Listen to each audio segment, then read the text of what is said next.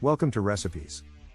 Today's recipe is slow cooker sausage and potato casserole. Combine hash browns, kielbasa, onion, and 2 cups of cheese in a greased slow cooker. 32-ounce bag of hash browns. 14 ounces kielbasa, cut into small pieces. 1 small onion, diced. 2.5 cups shredded cheddar cheese. 10.5 ounces cream of chicken soup. 1 cup milk. Salt. Pepper. In a separate bowl, combine cream of chicken or mushroom, sour cream, salt, and pepper. Pour over hash brown mix and stir to combine. Sprinkle remaining cheese over top.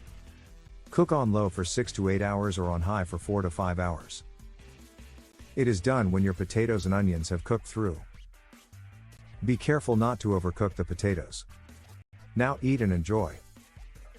Subscribe to the channel and hit the bell to get notified when a new recipe is released. Thanks for watching.